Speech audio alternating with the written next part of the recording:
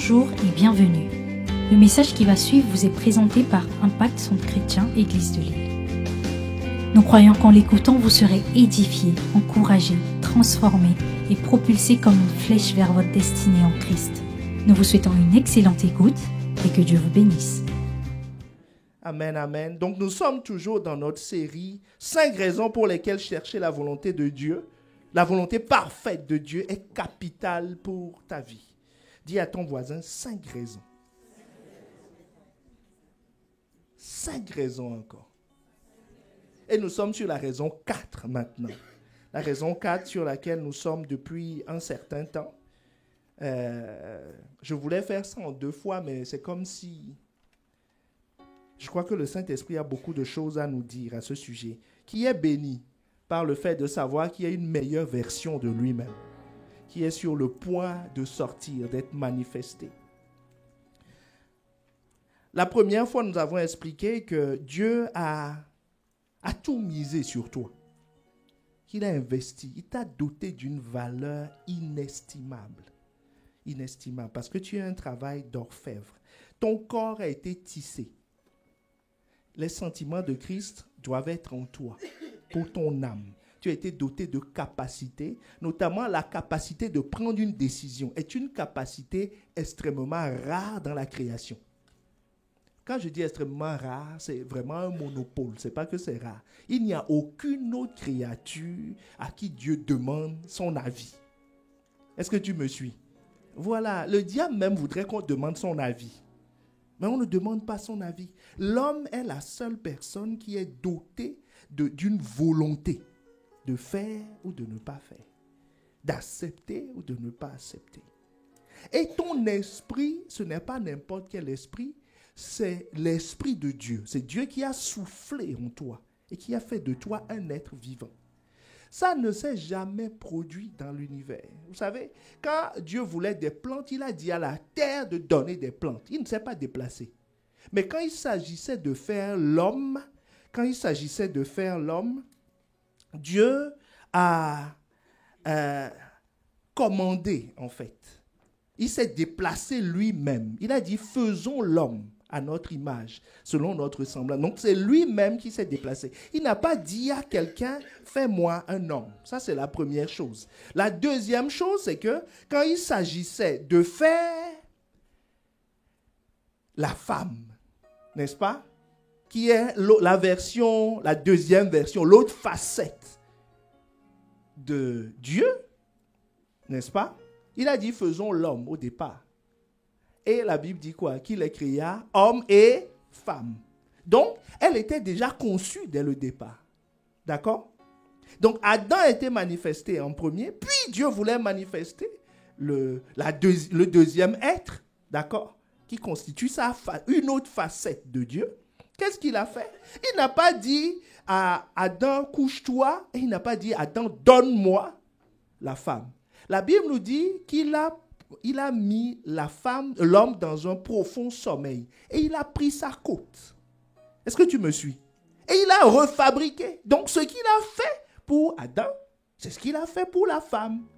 Sauf que cette fois-ci, c'est juste, au lieu de prendre la terre à nouveau, il est parti de la côte de l'homme. Est-ce que tu me suis? Donc, que tu sois femme, que tu sois homme, même valeur. Que quelqu'un dise même valeur. Même valeur. Et cette valeur, elle est précieuse. Et nous avons commencé à comprendre que cette valeur, tu arrives dans le monde avec. Tu n'as fait aucun effort. Est-ce que quelqu'un a fait un effort pour que son corps soit tissé? Tu as payé combien? Dis-moi. Pour qu'on te rembourse. Tu n'as rien fait. Est-ce que tu me suis? Tu n'as rien fait. Tu es arrivé avec. Et nous avons appelé ça la dernière fois ta valeur initiale, qui est déjà inestimable. Parce que c'est un travail d'orfèvre. Vous vous rappelez de l'exemple de la chaussure chez Bata ou H&M? H&M, on avait dit. Et la chaussure faite par un cordonnier. Ça n'a pas le même prix. Parce qu'il a fallu passer des dizaines d'heures pour faire une, et l'autre, c'est une production industrielle. Donc, si tu n'es pas une production industrielle, tu as une valeur inestimée et inestimable. Et cette valeur inestimable, la Bible te le confirme en disant que donnerait-il un homme pour sauver sa vie? Ça veut dire que sur le marché des valeurs, il n'y a pas d'échange possible pour une vie. Tu ne peux rien donner en échange d'une vie. Donc, c'est inestimable. Est-ce que tu me suis? Donc, cette valeur inestimable est ta valeur initiale. Donc, ça veut dire que si dans ce monde-ci, il n'y a pas d'équivalent pour évaluer ta vie, Dieu, lui, il a un équivalent pour pouvoir l'évaluer, on appelle ça la valeur initiale. Et il s'attend, c'est ce que nous avions vu la dernière fois, à ce qu'à la fin, Jean 15, le verset 3, à ce qu'à la fin, ta valeur de sortie soit supérieure à ta valeur initiale. Est-ce que tu me suis? Demande à ton voisin, est-ce que tu suis? Donc, imaginons l'affaire. La chose est déjà inestimable à l'entrée. Maintenant, on demande qu'à la sortie, ça soit encore plus valorisé. Et c'est là où nous avons commencé à dire que, donc, comprends bien, s'il n'y a pas d'équivalent pour échanger, d'équivalent pour évaluer ta valeur ici, c'est clair que ce n'est pas les choses que tu vas prendre de la terre qui vont t'enrichir. Est-ce que tu me suis? Est-ce que tu me suis? Je répète. Si ta valeur ne peut pas être comparée à une chose qui existe, elle est juste déterminée par Dieu lui-même. Donc c'est clair que rien de ce qui existe ne peut valoriser ta vie. Donc, il n'y a que Dieu qui peut lui-même valoriser ta vie. Et nous avons montré comment Dieu s'est assuré de valoriser lui-même ta vie. Il a commencé, parce que pour valoriser une chose, on a dit, il faut la valeur intrinsèque à la chose, la valeur propre à la chose, ce que nous avions vu, d'accord? Mais il faut le temps et les circonstances. Ecclésiaste 9, le verset 11, que nous allons lire. J'ai encore vu sous le soleil que la course n'est point aux agiles, ni la guerre aux vaillants, ni le pain aux sages, ni la richesse aux intelligents, ni la faveur aux savants, car tout dépend pour eux du temps et des circonstances. Est-ce que tu me suis? Quelle que soit la valeur, tout dépend du temps et des circonstances. Regarde. Abraham, Ismaël, il a été béni, non? De toutes sortes de richesses. Aujourd'hui, nous savons que sa richesse principale, c'est le pétrole. Est-ce que tu me suis? Prenons des exemples qu'on connaît. L'ange lui a dit en partant, tu as été béni, que tu deviendras une grande nation. Mais sa richesse, c'était le pétrole. Aujourd'hui, on le sait. En ce temps, la personne ne savait ce que disait l'ange.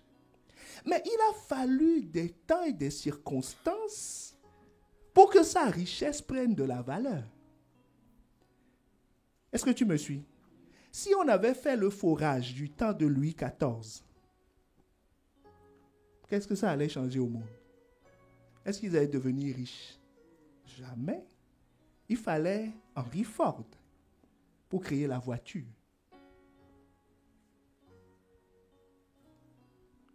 Il fallait la famille Rhône-Poulenc pour développer la chimie. Est-ce que tu me suis? La pétrochimie. Est-ce que tu me suis? Il fallait que l'industrie, la sidérurgie, permette des forages à 4000 mètres. Il faut des machines. Il faut que Newton passe par là pour que la machine à vapeur passe, parce que ce n'est pas les chevaux qui vont trouver 4000 mètres. Tu comprends ce que je veux dire? Il faut des circonstances. Il faut un temps. Est-ce que tu me suis? Donc, Ce produit noir qui existait déjà du temps d'Abraham, mais que personne ne connaissait, aujourd'hui a pris une valeur. Les gens sont prêts à faire la guerre. Qui a créé les temps? Qui a créé les circonstances? Tu crois que c'est Ismaël? Est-ce qu'il connaît Henry Ford? Est-ce qu'il sait où habite Newton? Est-ce que tu me suis? Est-ce qu'il connaît la famille Rhône-Poulain? Est-ce qu'il est déjà venu dans la région de Lyon ici? Est-ce que tu me suis? C'est des gens éparpillés un peu partout sur la terre qui, par des mouvements que Dieu conduisait, amenaient à manifestation quelque chose. Est-ce que tu me suis? Donc, pour que quelque chose prenne de la valeur, il faut que le maître des temps et des circonstances rencontre la chose. Sinon, ça restera une boue noire, gluante, dégueulasse. Est-ce que tu me suis? Est-ce que tu vois, à partir de l'actualité, la jonction entre une chose de valeur et le temps et les circonstances? Il en est de même pour ta vie. Est-ce que tu réalises ça? Il en est de même pour ta vie. Quelle que soit ta valeur, elle doit rencontrer des temps et des circonstances. Sinon,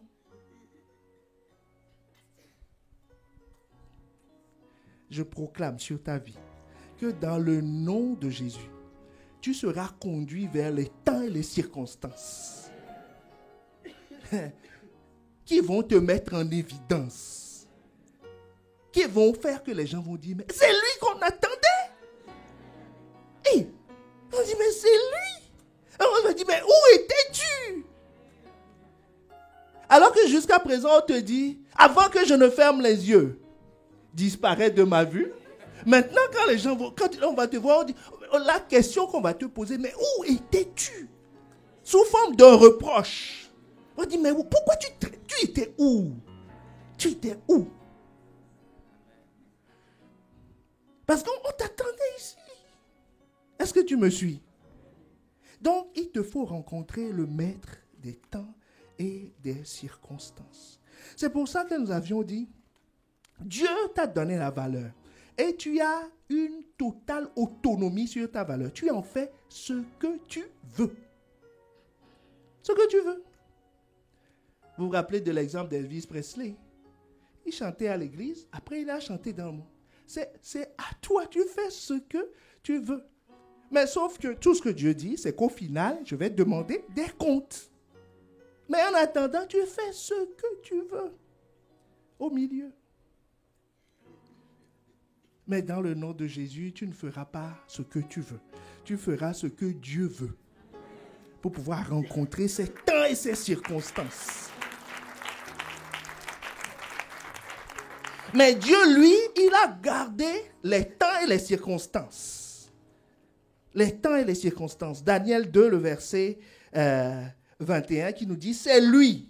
Dans la version Bible du français courant, dit, il est le maître. Dans la version Louis II, dit, c'est lui qui change les temps et les circonstances, qui renverse et qui établit les rois, qui donne la sagesse aux sages et la science à ceux qui ont de l'intelligence. C'est lui. Donc, il fait de toi un coproducteur. C'était notre sujet de la dernière fois. Vous êtes coproducteur. Il s'est astreint lui-même à une certaine discipline. Il t'a donné la valeur, tu es autonome. Lui crée les temps et les circonstances, ce qui fait que sans toi, il ne peut pas augmenter la valeur. Il n'est pas obligé de le faire. Hein? C'est dans sa volonté souveraine qu'il a pris cette décision. D'accord? Voilà. Donc, avec toi, si toi tu rencontres les temps et les circonstances, l'entreprise va prospérer. Il n'y aura que prise de valeur. Donc, je suis coproducteur de ma valeur avec Dieu. C'était ça notre point. C'était ça notre point. Donc, aujourd'hui, nous allons voir comment je peux bien jouer mon rôle de coproducteur sans être un associé défaillant. Est-ce que tu me suis? Dis à ton voisin, tu ne seras pas un associé défaillant. Mais tu feras tourner l'entreprise. À plein régime, les valeurs vont sortir.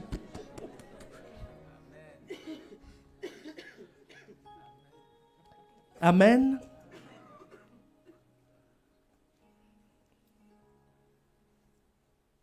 Donc, nous avions dit que l'ennemi met en place des stratégies de perte de valeur. Parce que c'est sa propre histoire. Lui-même, il appelle. Jésus dit, il est tombé comme un éclair. Je vous ai dit, il n'a pas pris d'ascenseur. On dit, il est tombé comme un éclair. Il a été précipité. De l'archange qu'il était, hein, c'est les 3 grands anges puissants. Est-ce que tu me suis? Il est l'un des 3. Il s'est retrouvé sur la terre. Qui pour un ange, c'est le drame. Hein? C'est vraiment le drame. Parce qu'au ciel, les routes sont en or. Ici, ils sont en quoi? Donc, voir la différence de niveau. Ici, il fait chaud, il fait froid. Là-bas, les routes sont en or. Et tu te retrouves. Déjà, si tu es citadin, tu te retrouves à la campagne. Tu te dis, c'est quoi ce truc? C'est ce qu'il vit. C'est son quotidien. C'est comme le fils du roi qui va chercher du travail. C'est dramatique. Hein? C'est une déchéance pas possible. C'est ce qu'il vit. Donc pour lui, c'est une déchéance. Une perte de valeur. Donc là, Jésus te dit, Jean 10, 10, que le diable ne vient que quelqu'un dise que. La Bible ne te dit pas de temps en temps, il vole. Est-ce qu'on peut l'afficher, Jean 10, 10? Il ne vient pas de temps en temps voler. On dit, le voleur ne vient que. Donc, si tu t'associes à lui, hein, autant si tu t'associes à Dieu, si tu seras coproducteur de valeur. Si tu t'associes au diable, tu seras co-destructeur de valeur. Il ne vient que pour ça. Il ne peut pas faire autrement. Donc, même s'il essaie de te donner de la valeur, c'est de la soustraction, en fait. Première expérience. Tu vas le voir en action, tu vas voir que le gars, c'est un pro de la réduction de valeur. Il a eu son MBA en réduction de valeur. Il vient voir Jésus.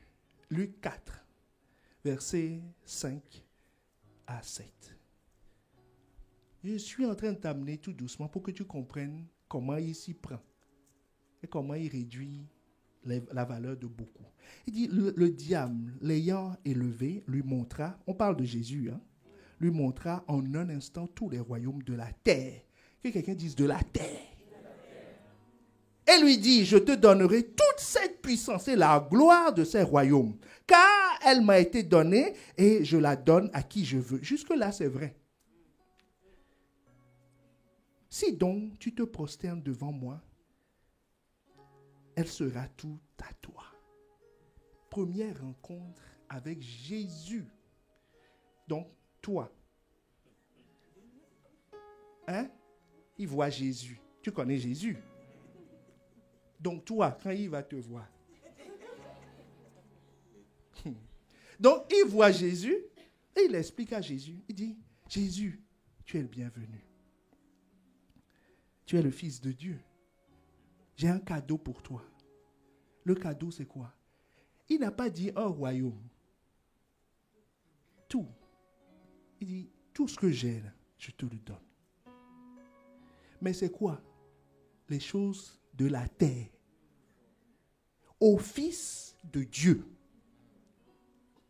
qui possède et la terre et les cieux. Si tu acceptes ça, tu es en train d'augmenter en valeur ou de diminuer? instantanément, diminution. C'est ce qui se passe dans la vie de quelqu'un. Il vient te voir. Il te dit, oh, on a établi telle règle. Mais, tu peux la voir comme ceci.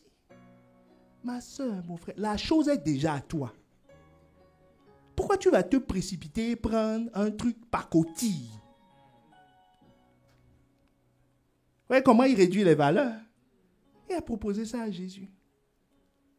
Il dit non, non. Tu es venu pour la gloire, non? N'a-t-on pas dit à ton sujet ceci, cela?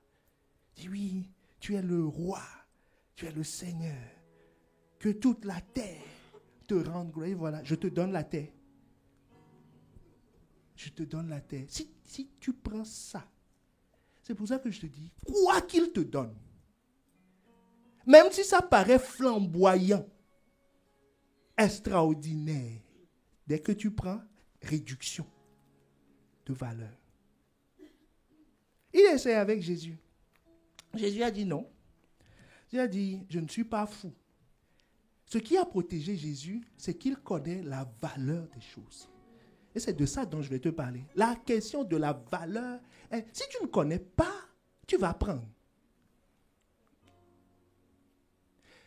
Si on fait une expérience maintenant, si je prends quelque chose qui ressemble à de l'or, beaucoup parmi nous n'ont jamais vu, en vrai, de l'or. Dis la vérité. Ce que je veux dire, voir, je ne dis pas à la télé. Hein? Là, devant tes yeux comme ça, le lingot d'or. Mais tu ne peux pas prendre. Hein? C'est bien le lingot d'or. Toucher, savoir ce que c'est. Donc, si on présente à beaucoup quelque chose qui est jaune et qui pèse lourd, beaucoup vont prendre. Vous voyez les statues là aux Champs-Élysées. C'est des feuilles d'or. Donc, si tu veux voir à quoi ça ressemble l'or, c'est ça.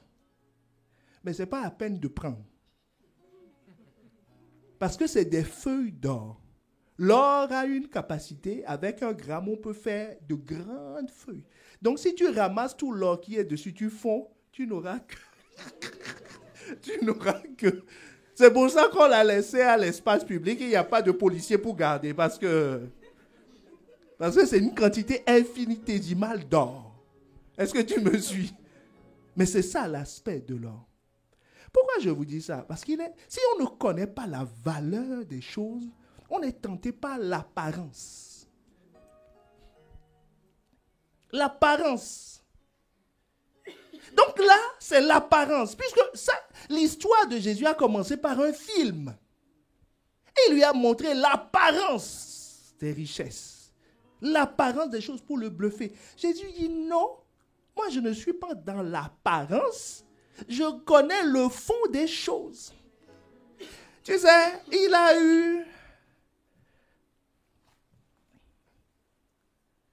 eu Abraham avec cette histoire. Il a eu Abraham. Allons dans Genèse 16, versets 1 à 2. La Bible nous dit en ce jour-là, l'Éternel fit alliance avec Abraham et dit, je donne ce pays à ta postérité, depuis le fleuve d'Égypte jusqu'au grand fleuve, au fleuve d'Euphrate. Dieu a dit quoi? Je te donne une propriété de grande valeur. Genèse 16, verset 1. Saraï, femme d'Abraham, ne lui avait point donné d'enfant. Elle avait une servante égyptienne nommée Agar. Et Saraï dit à Abraham, voici l'Éternel m'a rendu stérile. Viens, je te prie, vers ma servante. Peut-être aurais-je par elle des enfants. Abraham écouta la voix de Saraï. Tu vois la chose. Il sort de la présence de Dieu. Dieu lui a donné une alliance. Ce n'est pas lui qui a fait alliance avec Dieu. Lisons bien le texte. Hein. C'est Dieu qui a fait alliance avec lui. Et spontanément, Dieu le voit et dit, je te donne le pays. Je te donne si je te donne ça. Je te donne telle valeur. Je te donne ces choses. Il sort de là. Satan parle au travers de sa femme. Et lui dit, qu'est-ce qu'il faut? C'est un fils, non? Un fils, c'est un fils. C'est un garçon. Il dit, prends Agar. Tu auras un fils. Mais sauf que ce n'est pas la même valeur. Est-ce que tu me suis? Ce n'est pas du tout la même valeur. Et ça, le papa Abraham, hein? La pulpeuse Agar. Et quand il a vu, elle dit, tu es sérieuse là? Dit, tu es sérieuse là? L'apparence, hein? La convoitise. Nous allons voir ça tout à l'heure. Comment il soustrait les valeurs des vies. La convoitise. J'imagine, Agar était en train de traverser la cour. Abraham a vu la démarche et a dit, Seigneur Jésus.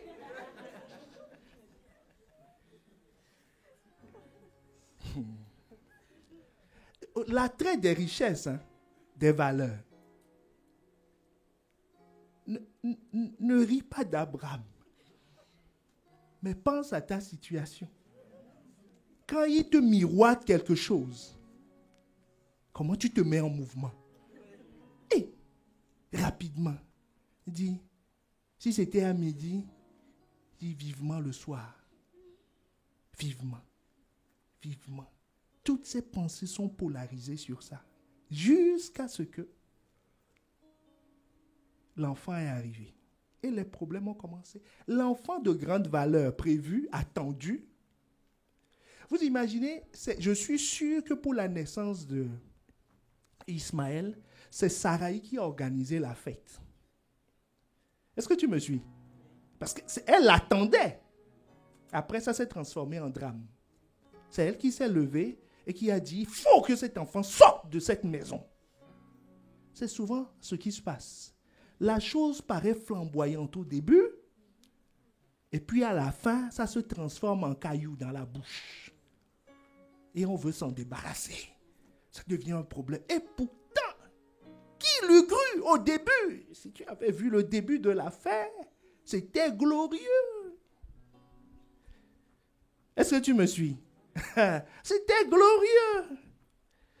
Donc, il faut que tu connaisses la valeur des choses. Parce que c'est votre outil de travail. Tu es coproducteur de valeur, n'est-ce pas?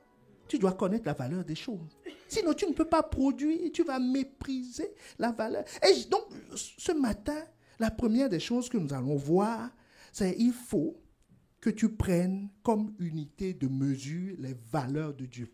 Parce que Amos 3.3 te dit que deux personnes ne peuvent aller s'ils ne se mettent d'accord. Tu ne peux pas être dans l'entreprise de coproduction si vous avez des définitions différentes de la valeur. Ça n'ira pas.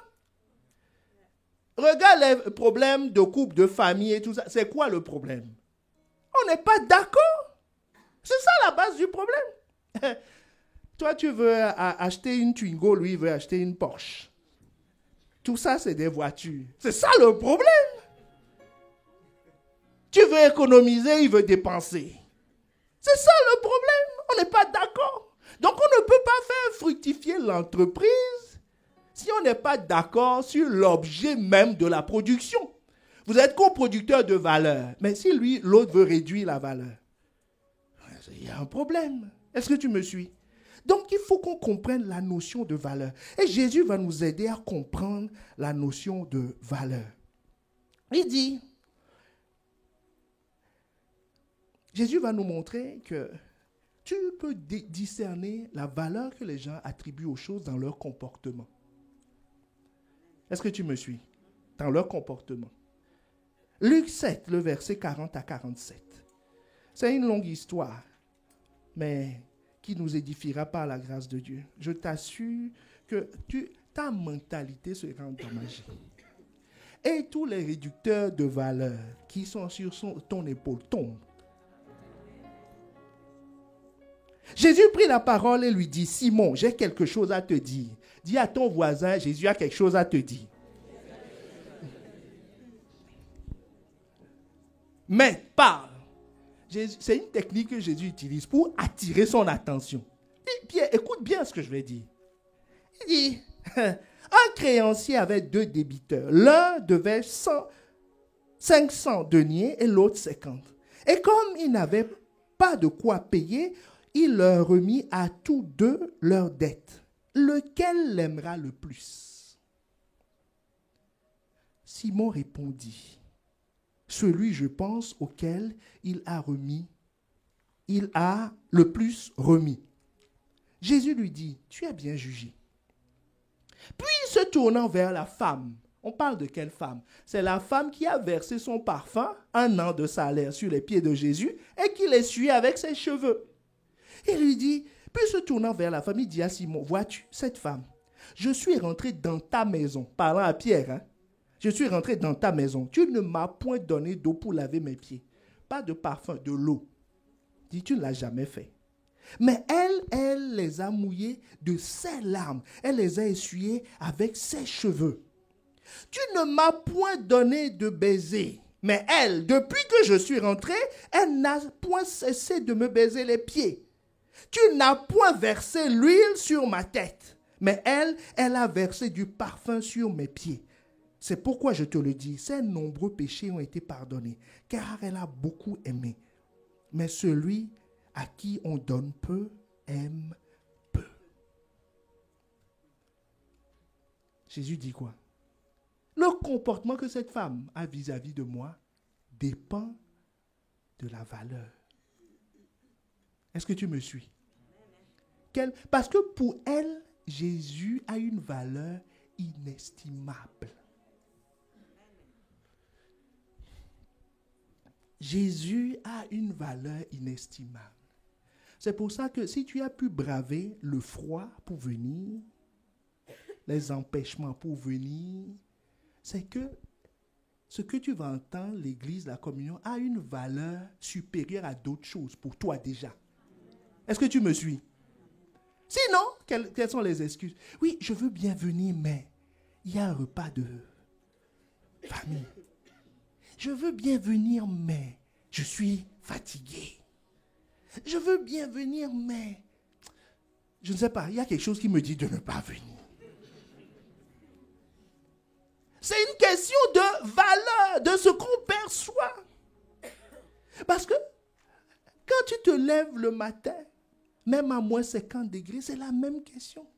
Je veux bien aller travailler, mais comme je dois manger. C'est-à-dire, ça a une valeur supérieure à ce que je peux ressentir.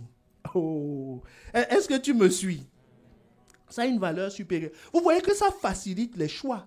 Jésus dit, cette femme, elle se comporte de la sorte. Ne dites pas qu'elle a une mauvaise vie. Elle n'a pas de mauvaise vie. Elle ne convoite pas, elle ne me convoite pas. C'est en fonction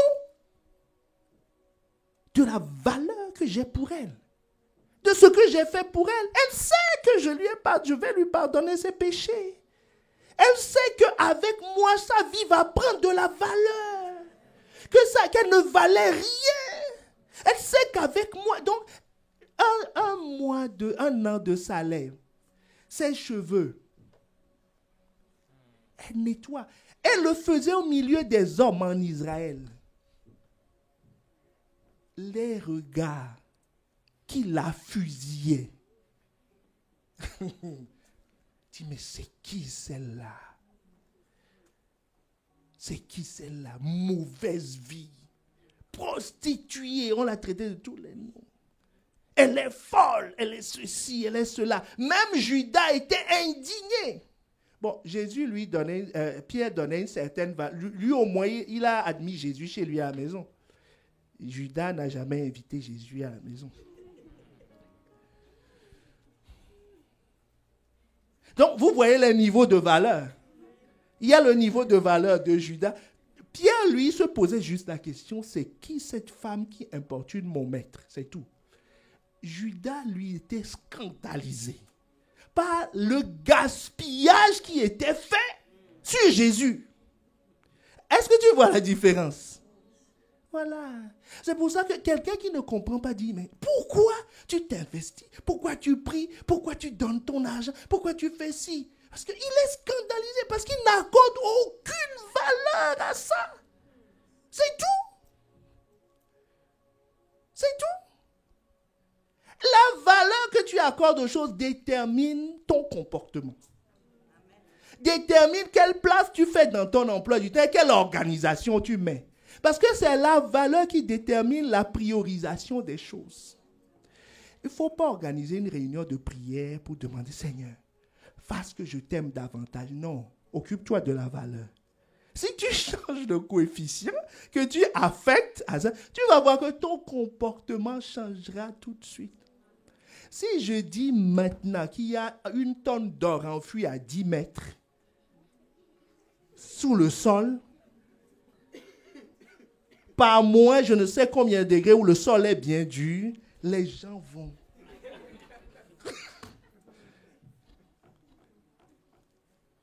Est-ce que tu me suis? C'est une question de valeur. Pourquoi, quand on a découvert l'Amérique, les gens ont abandonné père, mère, femme et enfants, dans un pays étranger, bravant les serpents, les crocodiles et tout ça?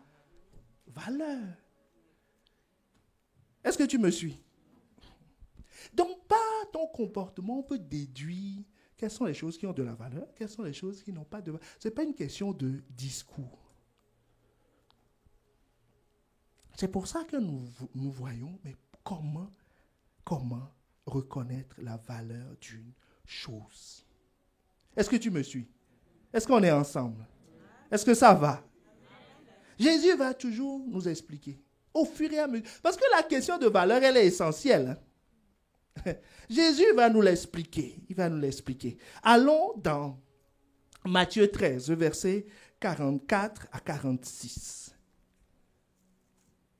44 à 46. Jésus dit, le royaume des cieux est encore semblable à un trésor caché. Que quelqu'un dise trésor caché. Dans un champ. L'homme qui l'a trouvé le cache. C'était déjà caché. Mais quand l'homme le trouve, il le cache davantage. Et dans sa joie, il va vendre tout ce qu'il a et achète ce champ. Verset 45.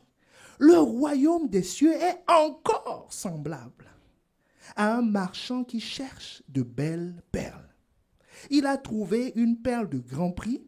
Il est allé vendre tout ce qu'il avait et l'a acheté. Ça va? Jésus est en train d'expliquer le comportement que les hommes ont devant un truc de valeur. Donc ici, il y a 4 signes, que quelqu'un dise 4 signes, qui montrent que quelqu'un reconnaît une valeur supérieure. Est-ce que tu me suis? Une valeur supérieure. La première chose, donc, vous voyez, Jésus confirme que le royaume des cieux, c'est de la valeur. Hein? Mais il dit, l'homme qui l'a trouvé, qui a trouvé le royaume, le cache. Il a un premier comportement, il cache. Un deuxième comportement, il a une joie. Est-ce que tu me suis?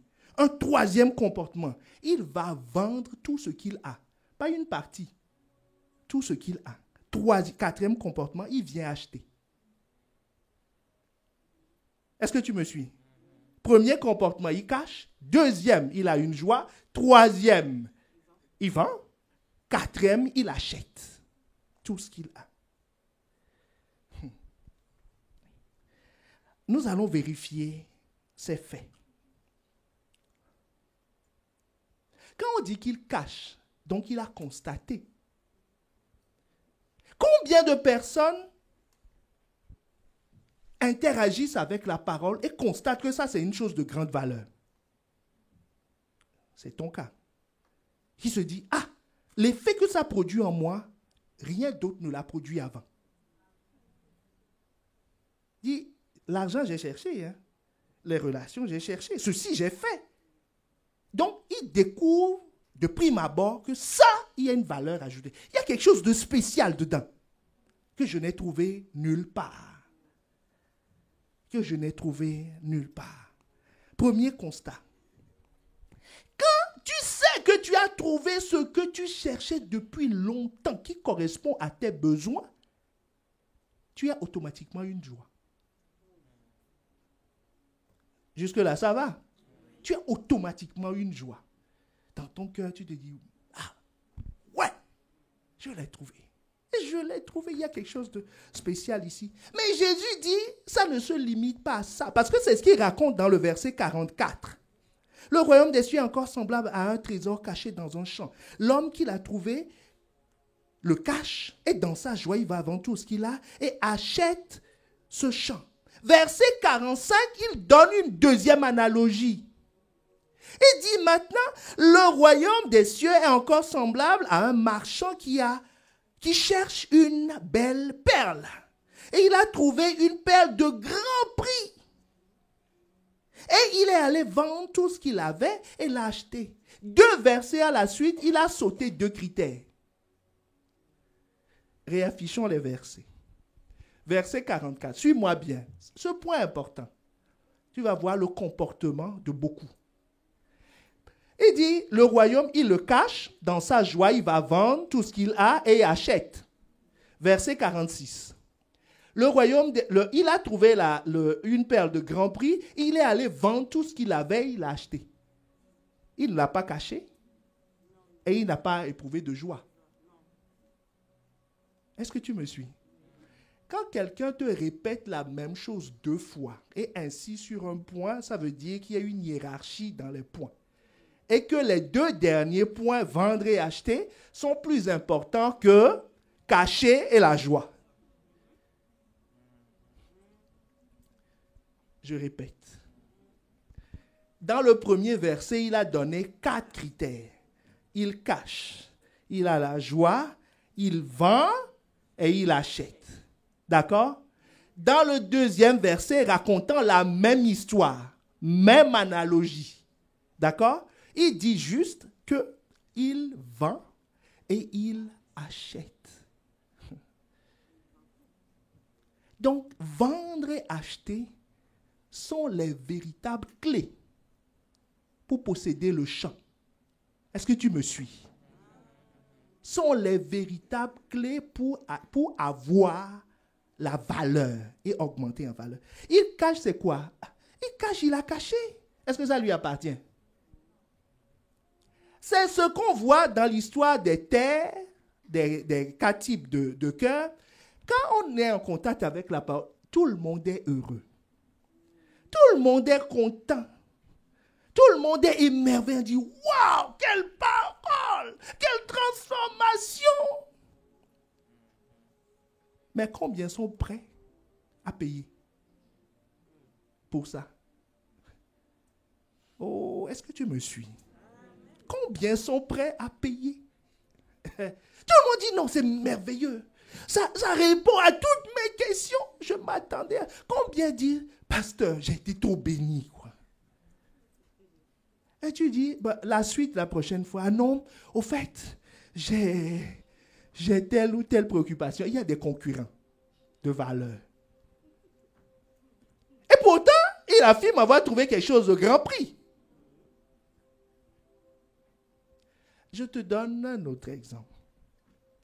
Si quelqu'un, regarde, quelqu'un qui est handicapé, qui est dans un fauteuil, d'accord? Tu lui proposes une BMW. Tu dis, tu sais, je vais t'enlever le fauteuil et je te donne une BMW série 7, toute option. Tu crois qu'il va prendre? Parce que son fauteuil, aussi petit ou misérable, toi tu le trouves, a une valeur largement supérieure à la voiture ou aux maisons que tu peux lui proposer. Est-ce que tu me suis? Voilà. Son comportement ira vers ce qu'il y a.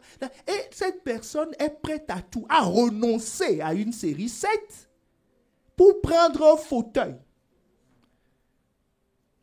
Est-ce que tu me suis?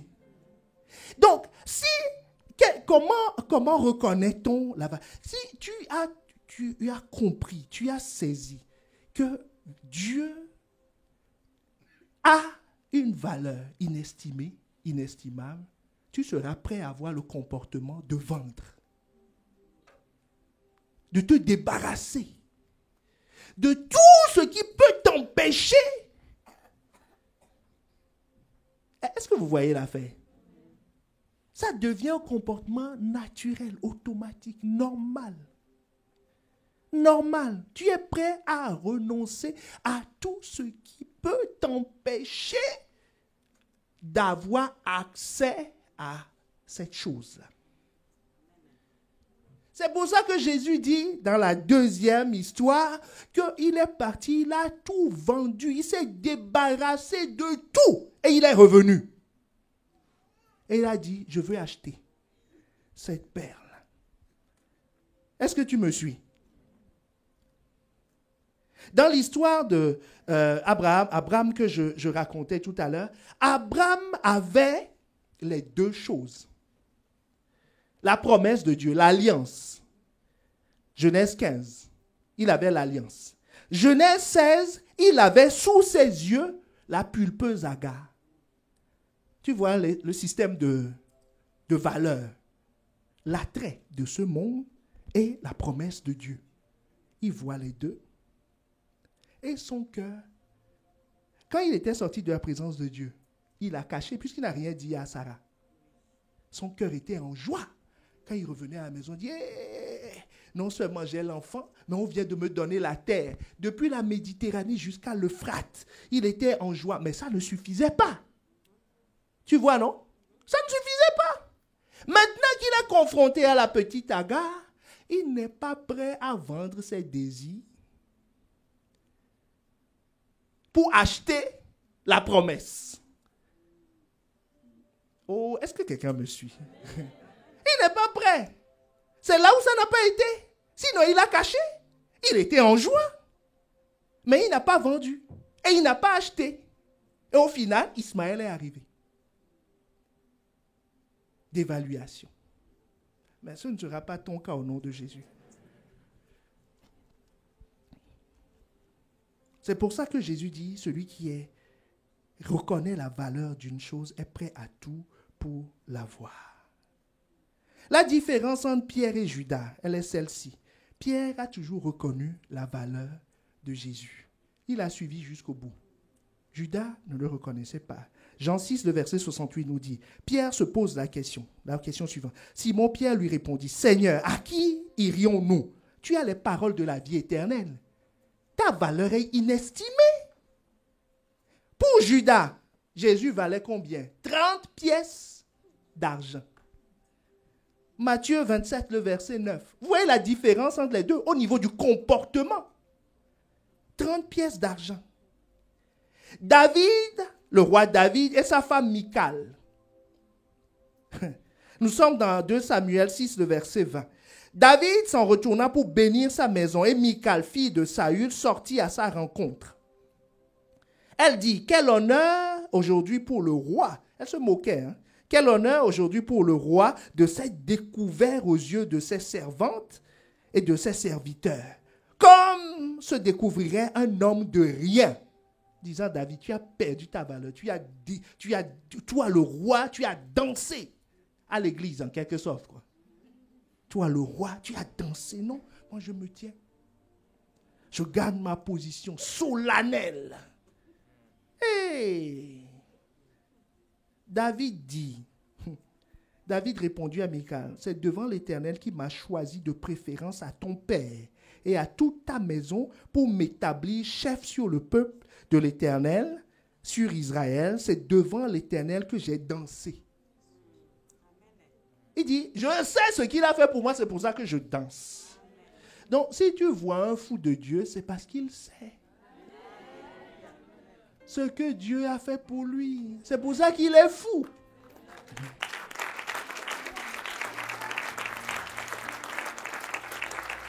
lui dit, verset 22, une chose intéressante. Il dit, je veux paraître encore plus vil. Il dit, là, je n'ai pas encore dansé. C'était l'échauffement. Il dit, revenez la prochaine fois, dimanche prochain, là, je vais danser. je vais danser et m'abaisser à mes propres yeux. Néanmoins, écoute bien, je serai en honneur auprès des servants dont tu parles. Il dit, plus je vais prendre conscience de la grandeur de Dieu, de la valeur qu'il m'accorde, plus ma vie va prendre de la valeur. Il dit, ce n'est pas dans l'apparence. Il dit, c'est dans l'association avec Dieu.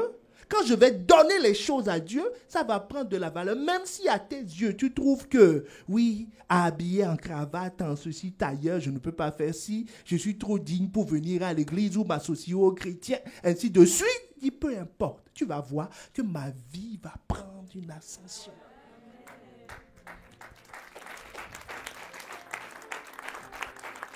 Et c'est ce qui s'est passé. Le roi David, de gloire en gloire. De gloire. Là, au moment où la chose se passait, il venait fraîchement d'être roi. Mais son nom est resté dans l'histoire. Écoutez l'histoire de Michal, qui n'a pas fait, verset 23. Or, la Bible dit, or, Michal, fils de Saül, n'eut point d'enfant jusqu'au jour de sa mort. Ce qui politiquement a des influences, les luttes de pouvoir. Parce qu'il faut un prince. Est-ce que tu vois l'affaire? Même si le roi l'aimait, une reine sans enfant a perdu sa valeur. C'est le fils de quelqu'un d'autre qui va régner à la place. Donc ce jour-là, Dieu lui a soustrait définitivement sa valeur. Est-ce que quelqu'un me suit? Mais ce ne sera pas ton cas. Toi, les valeurs vont être ajoutées. Donc, tu comprends que il est important que tu aies les mêmes systèmes de valeurs que Dieu. Les mêmes systèmes de valeurs. Et la Bible, l'enseignement, toutes ces choses-là qu'on te dit, ont pour objectif de te faire reconnaître ce que Dieu valorise. Tu vois, non? Parce que on a dit tout au début, quand on parlait de l'histoire de la Samarie, quelqu'un se rappelle de la bourse de Samarie, que la valeur est une prérogative des rois. Que c'est le roi qui affecte la valeur. Le taux du livret A, ce n'est pas toi qui dit. Tu peux aller négocier avec ton banquier comme tu veux. C'est l'État qui détermine.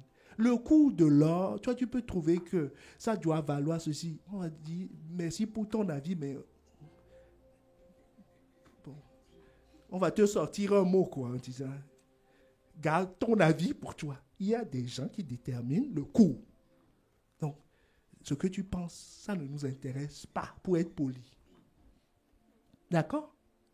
Donc, ce n'est pas le piège dans lequel Papa Abraham est tombé, c'est qu'il a écouté sa femme,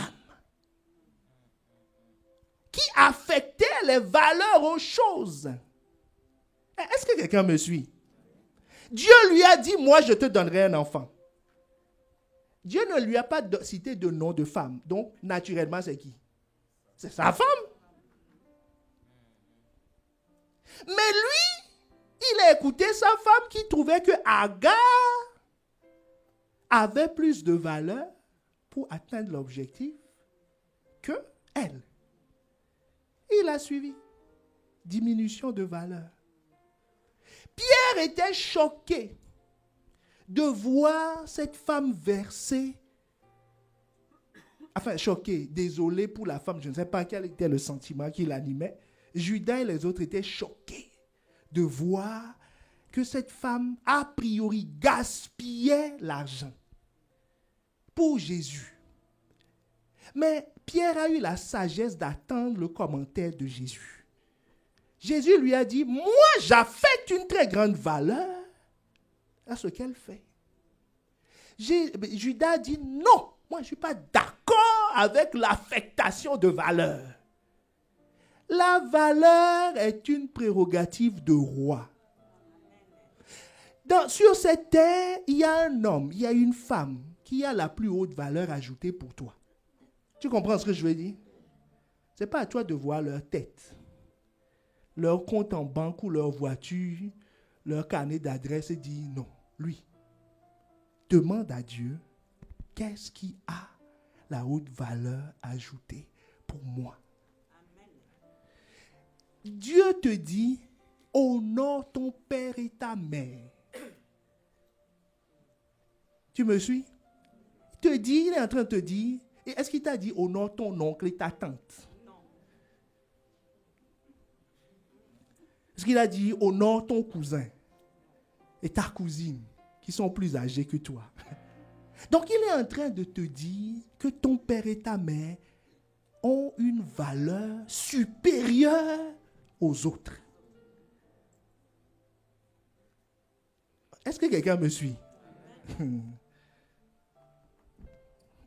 Il te dit, Psaume 33, le verset 3, c'est là que j'envoie la bénédiction et la vie pour l'éternité. Parlant de l'Église, il est en train de te dire que ça là, ça a une valeur supérieure aux autres. C'est des affectations de valeur. Est-ce que quelqu'un me suit? Dieu a dit, tu dis, Dieu, je vais te parler. Tu vois, sur la terre, ici, sur la terre, nous avons beaucoup de problèmes, de défis. Il faut faire ci, il faut faire ça, il faut travailler, il faut nourrir les enfants, il faut se reposer, aller en vacances, faire ci, faire ça. Jésus dit, d'accord, j'ai vu tout ça. Tu me demandes quelles sont les priorités. Jésus dit, ok. Matthieu 6, 33. Cherche le royaume. Premièrement, le royaume et sa justice. Et toutes ces choses vous seront données par-dessus. Qu'est-ce qu'il est en train de te dire? Dans tout ce que tu viens de me décrire, que je sais que vous en avez besoin. C'est ce qu'il dit quelques versets plus tôt. Il dit le royaume et sa justice ont une valeur plus élevée. Est-ce que quelqu'un me suit? Tu ne peux pas travailler tu ne peux pas être coproducteur de valeur si vous n'êtes pas d'accord sur ce qu'est une valeur. C'est Dieu qui affecte la valeur aux choses. Il te dit, Hébreux 13, le verset 4, que le mariage soit honoré de tous. C'est une valeur qui est affectée à cette relation. Donc que tu dois respecter. Nous n'allons même pas parler de l'adultère et de tout le reste. Nous allons juste parce que ça c'est évident. N'est-ce pas? Dis à ton voisin, ça c'est évident. Donc nous allons parler d'évaluateurs de mariage qui font des commentaires. Oui, moi je pense que mon frère n'aurait jamais dû se marier avec. Jusque-là, ça va. C'est ta pensée. Donc, on aide les concurrentes.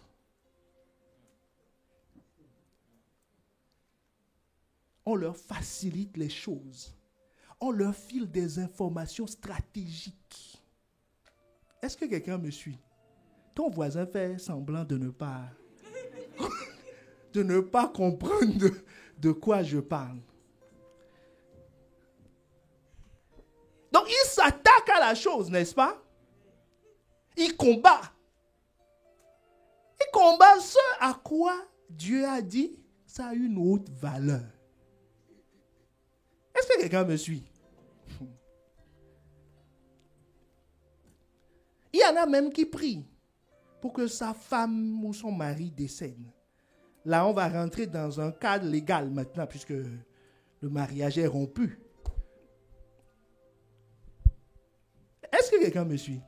Il y a 1001 façons de s'attaquer à l'institution, qui est, tu n'honores pas ce que Dieu honore. Même la convoitise, c'est une anomalie. C'est une dévaluation de ce que Dieu honore. Est-ce que quelqu'un me suit? Dieu a affecté des valeurs aux choses. Il ne faut pas blaguer avec. toi-même, chez toi, il t'a affecté une valeur inestimable. Et il t'a dit, Proverbe 4, le verset 23. Il a dit, garde ton cœur plus que toute autre chose. C'est un système de valeur. Est-ce que quelqu'un me suit maintenant? C'est une valeur. Il dit, si on veut te couper les pieds, donne le pied. Tu dis, ah non, comment moi je vais faire pour mettre ma chaussure? Ma démarche va... On veut te couper le bras, il dit, donne le bras. On veut te couper la tête. Il n'y a aucun problème. Mais ne laisse jamais quelqu'un toucher à ton cœur. C'est un système de valeur. Il dit, parce que là, ça a une autre valeur supérieure à tout le reste. On veut te prendre tes habits. On veut te prendre ton argent. Mais ne laisse personne toucher. Mais est-ce que tu as les mêmes valeurs que Dieu? Tu dis mon cœur. Prends mon cœur. mais garde mes jambes. Garde-moi ceci. Garde-moi ma position. Garde-moi l'apparence. Combien donnent plus d'importance à leur apparence qu'à leur cœur? Est-ce que vous voyez les anomalies d'affectation de la valeur? Combien donnent?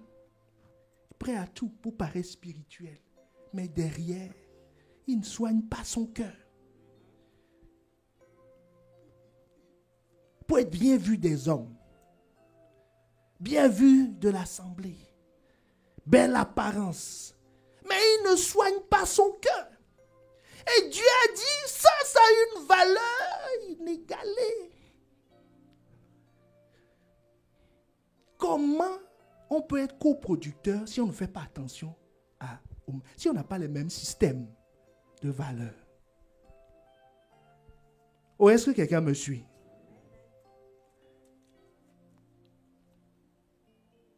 Parce que quand tu as le même système de valeurs, les choix sont plus simples, sont très simples, sont très très simples, très simples. Si tu n'accordes pas de valeur à quelque chose, on peut te proposer ça n'importe comment. Est-ce que tu réfléchis pour dire non? Non, dis-moi la vérité. Tu réfléchis longtemps. Tu organises une réunion de prière pour chercher la volonté de Dieu par rapport à la chose. Non, c'est évident. C'est évident. Donc, Dieu nous interpelle sur plusieurs choses. Ce matin, je crois qu'il veut vraiment nous interpeller sur l'importance de la valeur, qui se traduit par ton comportement, en fait. C'est ton comportement qui traduit la valeur. Il n'y a pas un système où Dieu te dit, fais une introspection. Tu rentres en toi. Et puis le système de valeur se met devant. Tu dis, ah, ici, 1 point, 2 points. Non, il dit, observe. Observe ton comportement. Tu es prêt à vendre quoi? Pour la cause du royaume. Si tu n'es pas prêt, c'est que ça n'a pas de valeur. Ne te fie pas à ta joie ou à ta capacité de cacher. Ce n'est pas un bon critère. C'est un signe qui accompagne. Est-ce que tu me suis? Ça accompagne, mais ce n'est pas le critère. Le critère, c'est vendre et acheter. Vendre et acheter. Si tu es prêt à tout vendre, c'est que ça a une valeur.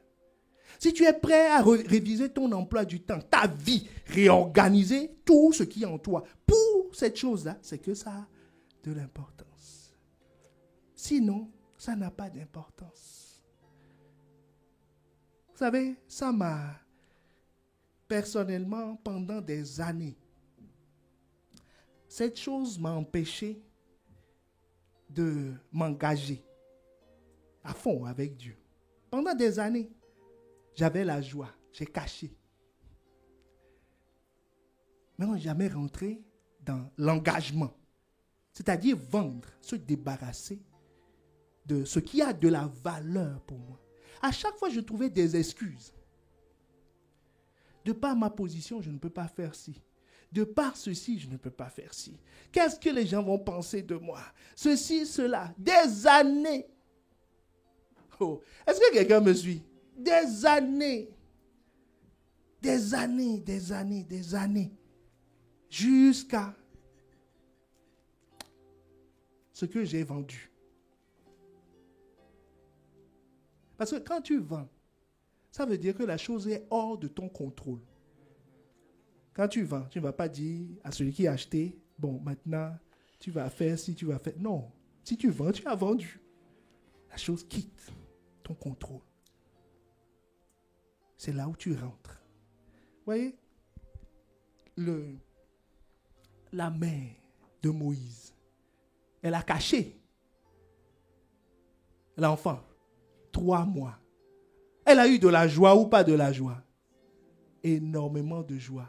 Beau bébé Moïse. C'est même pas elle qui lui a donné le nom de Moïse. On ne connaît pas son vrai nom chez elle. C'est la fille de Pharaon qui a dit Moïse. Pendant des années, pendant des mois, elle a caché. Mais un jour, elle a vendu son bébé. C'est là où l'histoire a commencé. Est-ce que tu me suis? Elle l'a déposé sur l'eau. Jette ton pain à la surface de l'eau. Elle a jeté. Elle dit, Seigneur, là je veux rencontrer le maître des temps et des circonstances. Prends le contrôle de cette valeur. Je l'ai vendue. Je te le vends. Dieu dit, voilà, c'est ce que j'attendais. Et c'est là où la vraie vie de Moïse a décollé. De gloire en gloire. Prince, haut fonctionnaire de l'État, opposant, chef du peuple, celui qui fait rentrer le peuple dans l'héritage. Est-ce que quelqu'un me suit? C'est là, quand il a vendu. Jésus dit, le royaume, c'est ça. Le royaume, c'est ça. C'est celui qui a trouvé une perle. As-tu trouvé une perle? Est-ce qu'il y a quelqu'un ici qui a trouvé une perle? Est-ce que quelqu'un a trouvé un champ où il est persuadé qu'il y a un trésor dedans? Le premier champ, c'est toi-même. Depuis le début, tu as compris que moi-même, je suis un champ. Il y a plein de choses cachées en moi. On n'a pas dit qu'il a fait le tour du champ. Hein. Lui-même, il ne sait même pas ce qu'il y avait dans le champ. Il a juste découvert que là, il y a un magot dans le champ. Donc, parce que, j'insiste sur ce point, ne dis pas non, moi, je n'ai pas encore fait le tour de mon potentiel. Je ne sais pas. Tu as déjà dit au début, Amen, quand on a dit, tu as une grande valeur, tu as dit Amen. Donc tu sais que vu comment on m'a fabriqué, j'ai une valeur inestimable. Que je ne peux pas être un touriste sur la terre. Ce n'est pas possible. On ne peut pas investir autant pour venir faire du tourisme. Donc je suis venu pour un but. Donc quand tu entends ça, ça te procure de la joie. Et tu le caches. Si on dit, quand les gens disent, ceux qui te disaient, regarde-moi sa tête, tu dis oui, mais vous ne savez pas ce qu'il y a dans la tête. Tu es content, tu le caches et tu as de la joie parce qu'on t'a dit et tu le crois dans le nom de Jésus que tu es rempli de valeur. Mais ne t'arrête pas là. Maintenant, va vendre tout ce que tu as et vis pour valoriser cette valeur. Vis pour valoriser cette valeur. Qu'est-ce que tu es prêt à payer? C'est le signe que tu reconnais cette valeur. Jésus dit, il a tout vendu. On n'a pas dit il a vendu une part. Tout! C'est-à-dire, du moment où je sais que je transporte une valeur, je vis pour changer, pour valoriser ça. Parce que rien d'autre ne peut concurrencer cette valeur en moi. Ça aussi, ça a changé ma vie. Complètement changé ma vie. Le jour où j'ai compris que j'avais une valeur et que je ne suis pas venu accompagner les gens, j'ai commencé à investir en moi-même.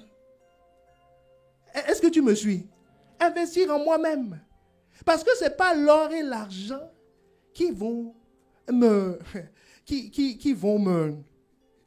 nourrir mon cœur. Parce qu'il te dit que c'est ton cœur qu'il faut protéger. C'est ton cœur qu'il faut nourrir. Ce n'est pas ton corps. Ce n'est pas habiller ton corps. Bien couper les cheveux, c'est bien. Mais ce n'est pas ça Le meilleur des investissements. Est-ce que je parle à quelqu'un? Ce n'est pas le meilleur des investissements. Combien de temps tu te préoccupes plus du diplôme? Il faut avoir le diplôme. Il faut avoir le travail. Hey, c'est bien de se marier. C'est bien d'avoir des enfants. Tout ça, c'est bien, non? Si ton voisin te dit c'est pas bien, dis-lui, ne m'embrouille pas. C'est bien. Mais ce n'est pas l'essentiel. Ce n'est pas à ça que le maître a affecté la plus grande valeur. Affecté la plus grande valeur. Je parlais avec un ami, quelqu'un qui m'est cher. Très cher. Je parlais avec lui l'autre jour. On parlait des systèmes de valeurs. Lui, il dit non, il y a trop de problèmes dans l'église. On s'est connus dans la foi. Hein. Les gens qui m'ont boosté dans la foi, voilà, ainsi de suite. Aujourd'hui, il ne va plus à l'église. Enfin, il y va de temps en temps. Il dit non, moi, ce qui compte, c'est la famille. Il dit, moi aussi, j'ai une famille. Il dit non, c'est le travail, c'est d'aider les gens. Il dit, mon frère, tout ce que tu dis là, je fais. Je le fais même plus que toi. Toi, tu aides combien d'amis là? Il a commencé, j'ai dit, tu vois, moi, j'en ai plein. J'en ai plein. Mais et ta vie? Dis non. Il a une grande fille. Il m'expliquait, non, ma fille, on était à table et il expliquait sa femme expliquait aux enfants, vous voyez, les hommes, il faut s'en méfier. Ainsi, il dit, tu perds ton temps. Dis, ma soeur, tu perds ton temps. Ces hommes-là vont attaquer ta fille. C'est pas une malédiction. C'est pas tes discours qui vont protéger ta fille de ce type d'homme. On l'a lu la dernière fois, Proverbe 7. Qu'est-ce que la Bible dit? La sagesse, c'est l'instruction. C'est ça qui te protège. Hein? Ça qui te protège. Tu crois que les autres, là, ceux qui sont tombés sur ces genres de personnes, eux, leurs parents ne leur ont jamais rien dit. Toi, tu es la première femme qui instruit ton enfant sur le sujet. Ce problème est aussi vieux que le monde. Est-ce que tu me suis? C'est aussi vieux que le monde. Mais qu'est-ce qui protège? C'est l'instruction. Dieu dit l'instruction a plus de valeur que tes conseils. Là. Tu vois? Mais prends des pacotilles pour régler un problème. Donc, dans la vie, mon point est ceci. Les gens, chacun a ses préoccupations. Mais Dieu dit, ce qui a la plus haute valeur ajoutée, c'est ton cœur. Est-ce que tu veux prier par rapport à ça? Tu veux revoir tes priorités? Analyser ton comportement? Tu n'as pas besoin de méditer en dehors de ce temps. Saint-Esprit t'a déjà parlé. C'est le temps des résolutions. Jésus dit, c'est un comportement. Il dit, ce n'est pas un sentiment. C'est un comportement. Tout le monde sait reconnaître un champ avec des trésors. Tout le monde sait cacher. Mais tout le monde n'est pas prêt à aller tout vendre pour venir acheter. C'est tout. C'est ça qui fait la différence. Que Dieu t'accorde la grâce. Que Dieu t'accorde la grâce. Que Dieu t'accorde la grâce. Nous allons nous lever dans cette attitude. Nous allons commencer à prier.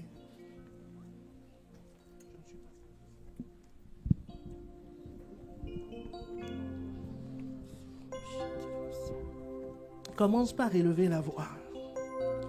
Là où tu es, simplement en disant, Seigneur, je veux adopter le même système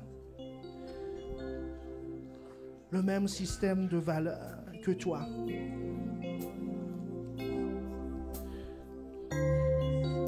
Le même système de valeur.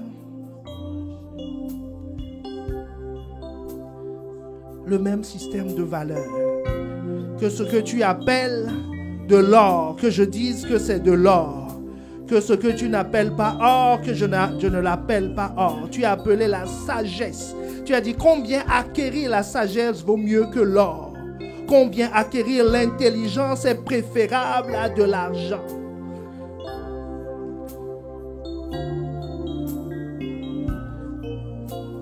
Oh, élève la voix en toute humilité devant le Père. S'il t'interpelle, c'est pas pour te condamner. C'est pas pour te condamner. Il est en train de mettre en place les statuts de l'association, de l'entreprise. Tu es coproducteur. Et il t'explique, c'est moi le roi. C'est moi le roi. C'est moi qui donne une valeur aux choses. C'est pour ça que ma parole vient t'instruire. C'est pour ça que je t'ai donné une église. C'est pour ça que je t'ai donné des frères et sœurs. Pour t'indiquer qu'est-ce qui a de la valeur. Qu'est-ce qui a de la valeur. Qu'est-ce qui a de la valeur. Qu'est-ce qui a de la valeur. C'est qu'il veut t'interpeller. Il veut t'interpeller. Je ne suis pas satisfait de cette dimension de là où je suis. Je ne suis pas satisfait, Seigneur. Oh, mets de l'ordre, mets de l'ordre, Seigneur. Une dimension ordinaire. Je ne suis pas satisfait, Seigneur.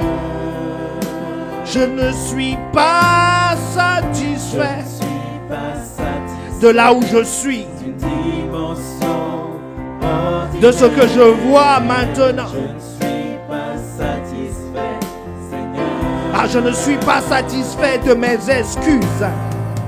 Je ne suis pas satisfait. Je ne suis pas dimension ordinaire.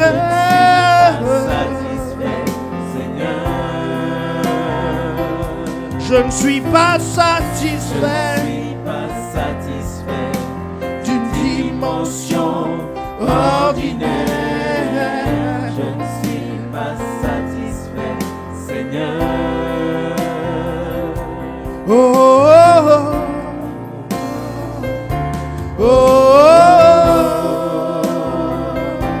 oh, oh, oh. Ah, je ne suis pas satisfait. Ah, je le reconnais. Ah, je l'avoue, je le déclare. J'ai pas honte de le dire. Parce qu'il faut que tu le reconnaisses pour pouvoir aller plus loin. C'est vrai, je ne suis pas satisfait. Je ne suis pas satisfait de là où je suis. Je ne suis pas satisfait de la terre sur laquelle je me trouve. Mais je veux aller plus loin. Je veux aller plus loin parce que toi, tu as mieux pour moi. À d'une dimension ordinaire. Je ne suis pas satisfait. parce que je suis venu avec l'ordinaire.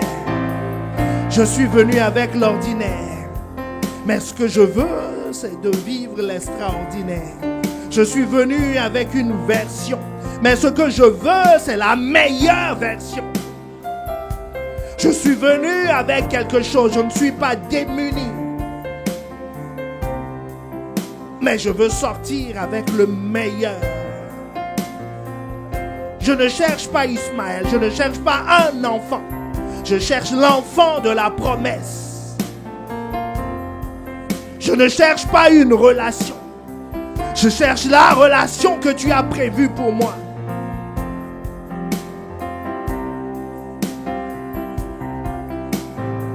Je ne cherche pas un homme.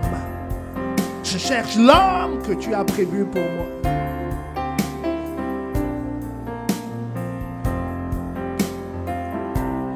Je ne cherche pas une connaissance. Je cherche ton instruction. Je ne cherche pas une sagesse. Je cherche ta sagesse.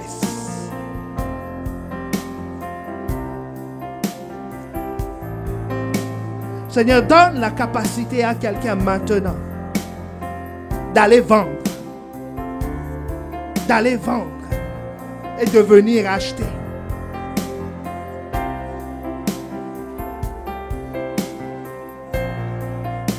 Ah, demande, élève la voix et demande, Seigneur, donne-moi. Je ne veux pas m'arrêter au sentiment, je ne veux pas juste cacher. Mais Seigneur, je veux vendre et venir acheter le terrain. C'est ça le royaume des cieux. C'est ça le royaume des cieux. C'est ça le royaume des cieux. C'est ce que la femme pécheresse a vécu. Elle a vendu ce qu'elle avait. Et elle a donné. Elle a donné à Jésus. Elle a donné à Jésus. Et ses péchés lui ont été pardonnés.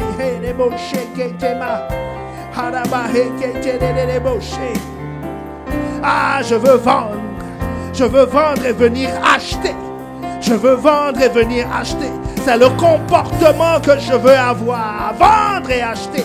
Vendre et acheter. Vendre et acheter. Mettre de l'ordre. Me disposer. M'organiser. Pour investir en moi-même. Parce que ce n'est pas l'or, ce n'est pas le travail, ce n'est pas le mariage, ce n'est pas le nombre d'enfants qui me donne de la valeur. Parce que tu me dis, qu'est-ce qu'un homme peut donner en contrepartie pour sa vie? Mais il y a des choses, ton instruction, mon cœur, tu m'as dit, c'est le plus important. Oh, quelqu'un va décider de vendre tout ce qu'il a pour investir dans son cœur. Pour investir dans son cœur, investir dans sa relation avec Dieu, investir dans son intimité avec Dieu, investir dans le service de Dieu.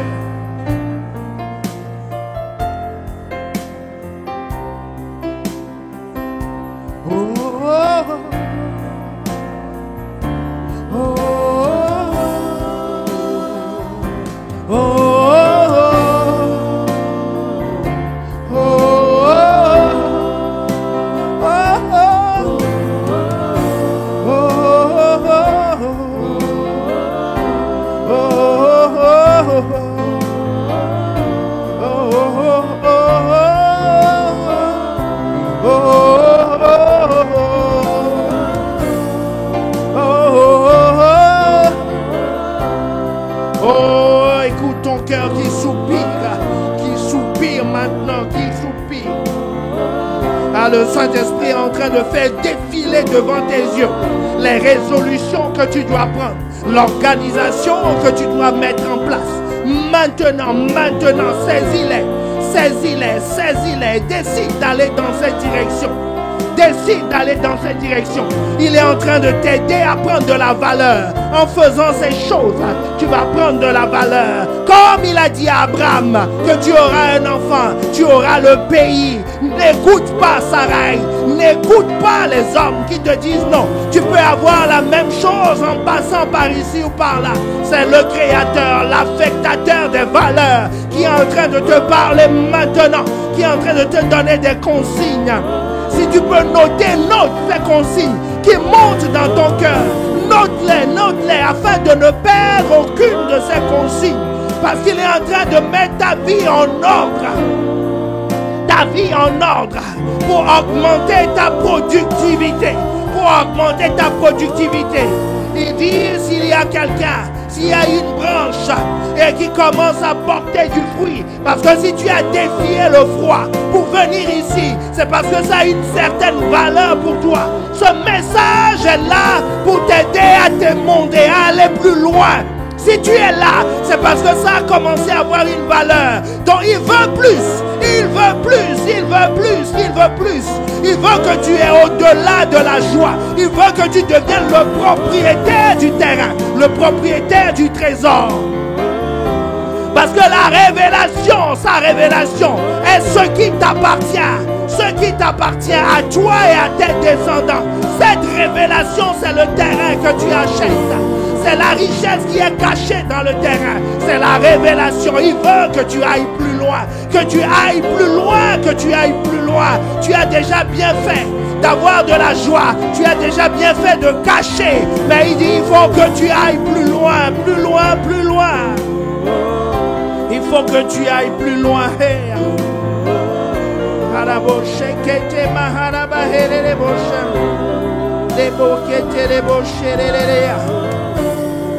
Ekete mare boshe, ekete boshe, ekete boshe ke. Oh oh oh oh oh oh oh oh oh oh. Ana boshe ekete mara boshe. Ah, élève la voix et dis-lui, Seigneur, je veux aller plus loin. Je veux aller plus loin, je veux aller plus loin. Je veux aller plus loin, je ne veux pas m'arrêter au deuxième niveau. J'ai commencé par le premier niveau, j'ai découvert le chant, je l'ai caché. Mais je ne veux pas me limiter au deuxième niveau. À la joie que je peux ressentir, à la paix que je peux ressentir. Mais je veux aller plus loin, plus loin. Je veux aller vendre et je veux revenir acheter. Je ne veux pas me limiter à ça. Tu m'indiques la voie, tu m'indiques la voie. Tu me dis, il y a d'autres étapes. Ne te limite pas. Mon objectif, c'est pas que tu aies de la joie. Mon objectif, c'est que tu possèdes ton héritage. Oh, élève la voix et demande, demande, demande, demande, demande. Demande, demande, demande, demande. Demande avec tes mots, avec tes mots, avec tes mots. Même si tu exprimes juste ce que ton cœur dit. Ce que ton cœur dit, dis non, je ne m'arrêterai pas là. Je ne m'arrêterai pas au deuxième stade. Je m'arrêterai au quatrième stade que tu as indiqué. Parce que c'est ça le royaume. C'est ça la valeur du royaume. Et les beaux chèques qui mahalalala. Yekelebo shekete mayake. Bo shekete lelele bo she.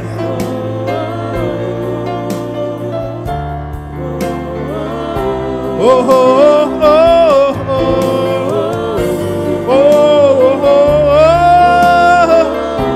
Oh oh oh oh. Oh.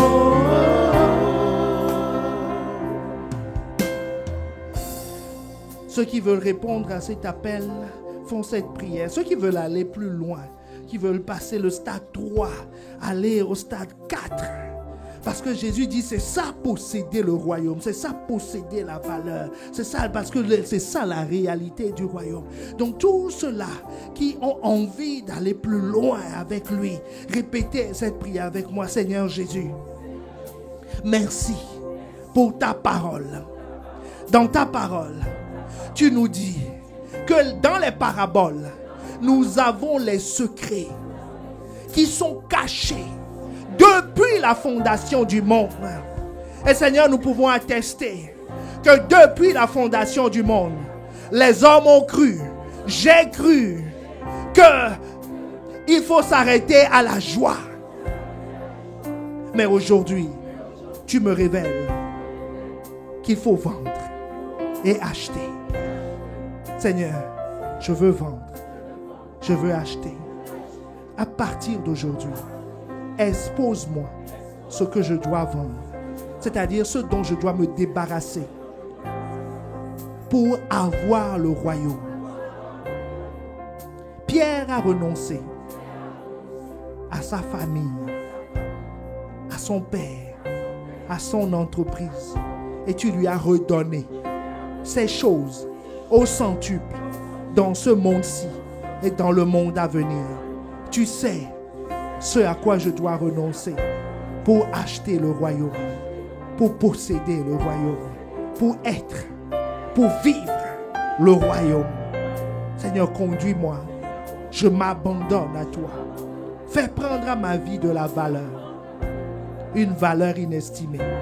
Ta valeur, que ce que tu valorises, que je le valorise à partir de maintenant. Que ce auquel tu n'accordes pas de valeur, que je n'y accorde pas de la valeur. Que ce que tu estimes prioritaire, que ce soit prioritaire pour moi. Dans le nom de Jésus. Dans le nom de Jésus. Amen, amen, amen, amen. Amen. Amen. S'il y a quelqu'un ici, il y a une autre chose à laquelle Dieu donne la plus haute valeur ajoutée. Vous savez, il y a des gens qui aiment l'atmosphère de l'église parce que c'est agréable, mais qui n'accordent pas la valeur à ce à quoi Dieu accorde la valeur. C'est-à-dire, il dit, Jean 3,16, car Dieu a tant aimé le monde qu'il a donné son Fils unique afin que quiconque croit. C'est-à-dire, il y a un pas à faire, il y a un geste à faire. Pour pouvoir faire ce geste, il faut vendre son apparence. il faut vendre l'estime de soi. Sinon, tu vas rester au stade de la joie, de cacher les choses qui se passent dans mon cœur. La présence à l'église ne te fait pas appartenir à la famille. On peut toujours visiter le voisin sans jamais faire partie de sa famille. Il faut une adoption. L'adoption, c'est de se lever soi-même et de dire « Seigneur Jésus, je t'invite comme Seigneur et Sauveur dans ma vie. » Tant que tu ne l'as pas fait, tu n'accordes pas la valeur qu'il faut à ce à quoi Dieu accorde la valeur. Donc si tu es ici et que tu n'as jamais fait ce pas, l'occasion t'est donnée, y compris dans les salles annexes. L'occasion t'est donnée. Lève la main là où tu es, parce que nous n'allons pas quitter cet endroit sans prier avec toi, sans t'aider à obéir, sans t'aider à vendre et à acheter. Donc si tu es dans cette situation où tu l'avais fait il y a un moment, parce que je sens qu'il y a quelqu'un qui a besoin de se repentir. Si tu l'as fait il y a un moment et tu t'es éloigné, l'occasion t'est donnée. Alors que les yeux sont fermés, les têtes baissées, nous restons dans une attitude de prière. Lève la main juste là où tu es. Là où tu es. Parce que ce jour est pour toi. Pour que tu puisses acquérir de la valeur. Je vais te demander un effort supplémentaire. Sors simplement des rangs. Il n'y a pas de honte à cela. Il n'y a pas de honte à cela. Parce que Dieu, lui, il accorde la plus grande valeur. Comme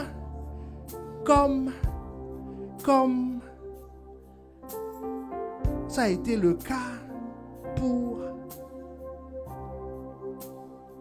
Michal et David. Michal trouvait que c'était honteux de le faire. Mais David disait, non, moi je prends de la valeur en faisant cela.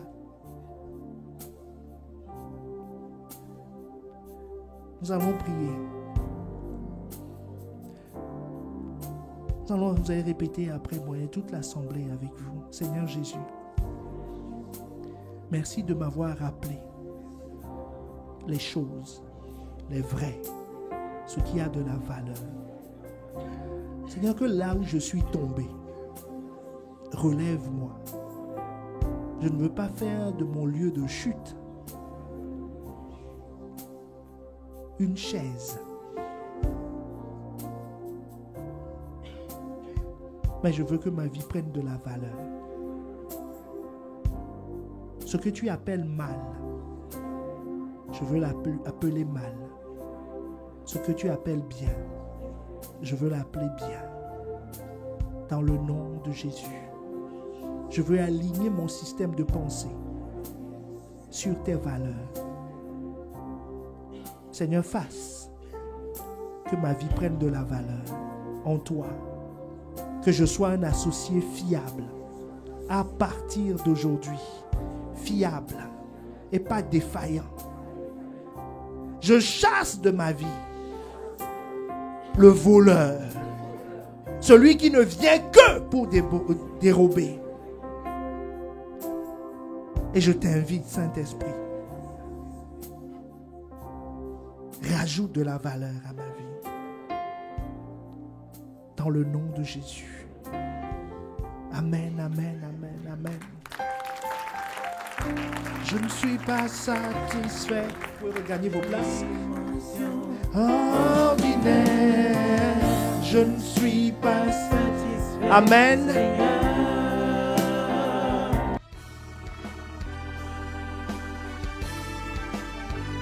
Nous espérons vivement que vous avez été édifiés par ce message. Pour en savoir plus sur notre Église, rendez-vous sur notre page Facebook Impact Centre Chrétien-Campus Lille ou téléphonez-nous au 33 7 83 88 23 16. À très bientôt et que Dieu vous bénisse.